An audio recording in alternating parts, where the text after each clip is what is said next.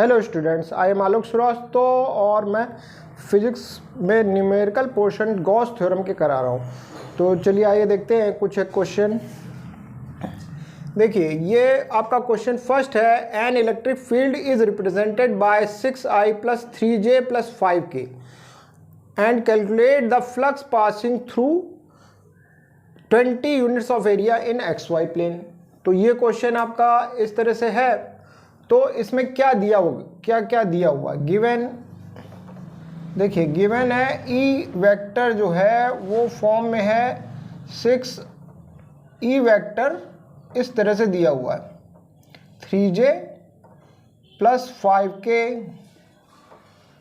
और unit area का कितना दिया है 20 यूनिट्स एरिया, लेकिन 20 यूनिट्स एरिया किधर दिया है XY प्लेन में दिया है। तो लेट्स देखते हैं फिगर में क्या होता है। तो फिगर में जैसे ये x है और ये y है, तो ये एरिया A है, ये एरिया इसको कहते हैं XY एरिया, XY प्लेन है, XY प्लेन है। तो Z किधर होगा, ऐसे 90 डिग्री पे Z होगा, तो ये 90 हो गया, ये 90 हो गया, ये 90 हो गया, ठीक। अब इधर I वेक्टर होता है, इधर J वेक्टर होता है और इधर K वेक्टर होता है, यूनिट वेक्टर। तो एरिया की डायरेक्शन कौन सी होगी, ये वाली होगी, XY प्लेन के परपेंडिकुलर। तो ये हमारा एरिया A का वेक्टर इधर जाएगा।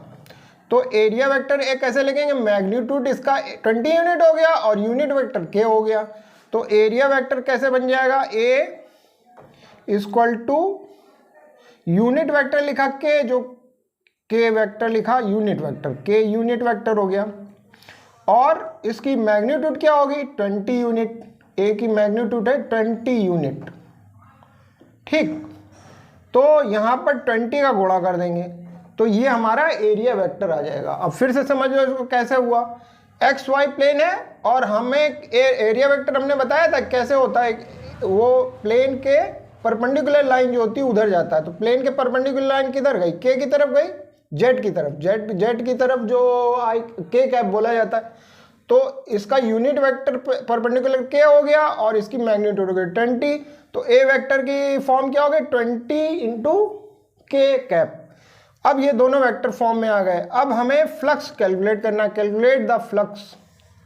तो कैलकुलेट द फ्लक्स, तो फॉर्मूला लिखिए 5E क्या हो जाएगा, E वेक्टर और dot product of E vector and A vector. अब सिंपली लिख सकते हैं, अब वैल्यू इसकी पुटअप कर दीजिए, 6i + 3j + 5k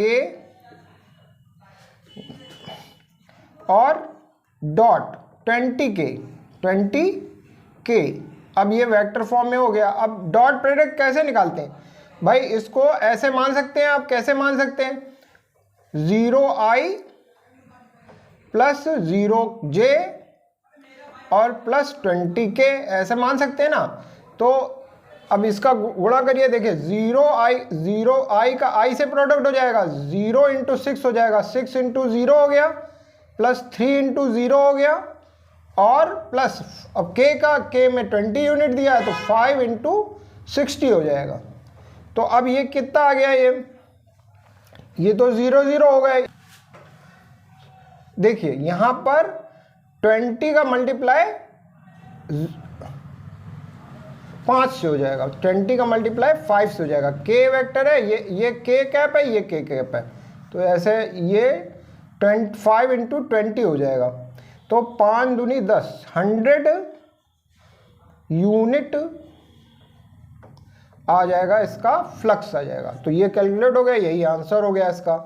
अब ये सवाल जो है ये क्लियर करता है आपको कि अगर 20 यूनिट एरिया दिया है तो XY प्लेन में दिया है, तो आपको इतना कैलकुलेट करना है कि ये A वेक्टर क्या होएगा। तो इसको कैलकुलेट करने के लिए फिर बता दे रहे हैं, ये XY प्लेन है, हम हमेशा इसमें क्या लेते हैं, एरिया जो कि प्लेन के परपेंडिकुलर हो। तो प्लेन के परपेंडिकुलर K वेक्टर है, K ये है, ये वाला K कैप कहलाता है। इस डायरेक्शन में जो यूनिट वेक्टर होता है K वेक्टर होता है। तो 20 × K हो जाएगा, क्योंकि ये दिया हुआ है XY प्लेन में दिया हुआ है, ठीक। तो ये क्वेश्चन हो गया। अब सेकंड क्वेश्चन चलते हैं। देखिए क्वेश्चन नंबर 2 है, each side of a square is 20 centimetre.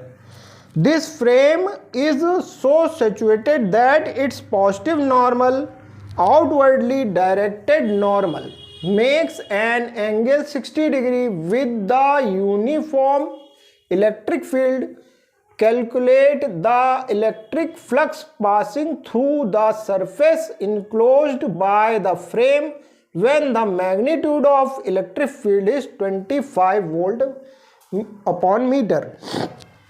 तो तीन चीजें होती हैं, फाई होता है, ई होता है, ए होता है, और ई और ए के बीच में कॉस थीटा एंगल होता है जिसकी वैल्यू कॉस थीटा में कैलकुलेट करके रखी जाती है। बस इसी फार्मूले से ये लगेगा। तो फिर से देख लेते हैं इसमें क्या क्या दिया है। Each side of a square is 20 centimetre, 20 metre side दी हुई है स्क्वायर की, और फ्रेम है 20 सेंटीमीटर कोर का, और this frame is situated it's positive normal outwardly directed normal makes an angle 60 degree with the uniform electric field. तो ये जो प्लेन है फ्रेम का वो इलेक्ट्रिक फील्ड से कितना डिग्री एंगल बना रहा है, 60 डिग्री एंगल बना रहा है। तो थीटा की वैल्यू यहां से मालूम चल गई।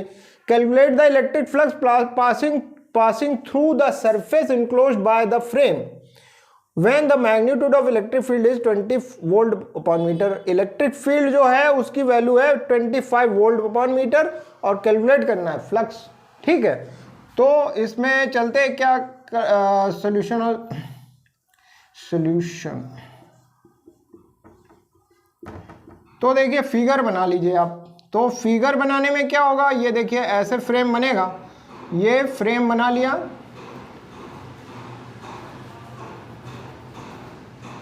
ये फ्रेम स्क्वायर है, स्क्वायर फ्रेम है, 20 सेंटीमीटर इसकी साइड है, वन साइड है, तो ये भी 20 सेंटीमीटर हो जाएगी।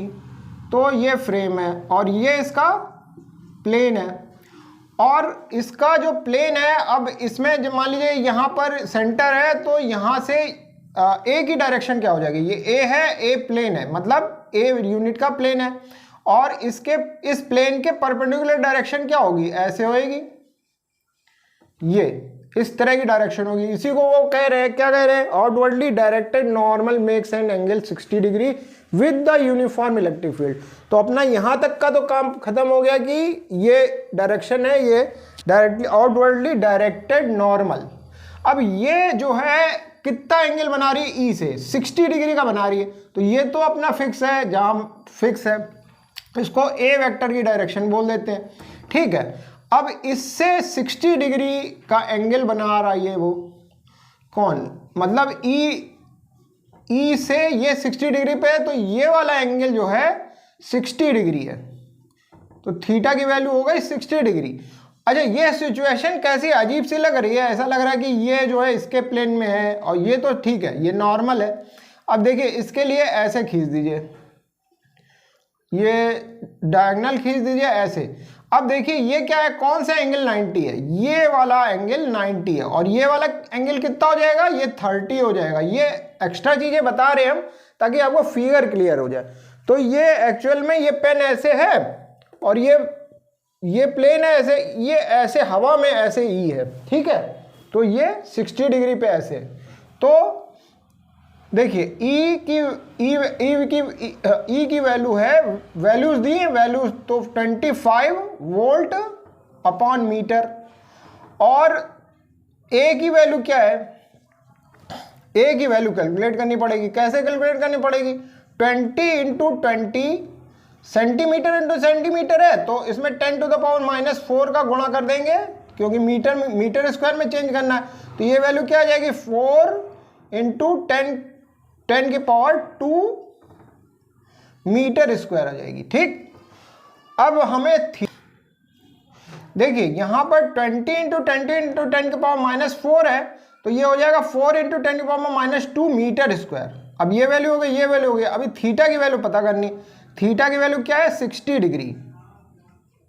तो तीन चीजें कैलकुलेट हो गई। तो अब हमारा फ्लक्स नोटेड हो जाएगा। यहाँ कॉस थीटा की वैल्यू निकाल लीजिए क्योंकि जरूरत पड़ती है। कॉस 60 कितना हो जाएगा, कॉस 60 हो जाएगा 1/2।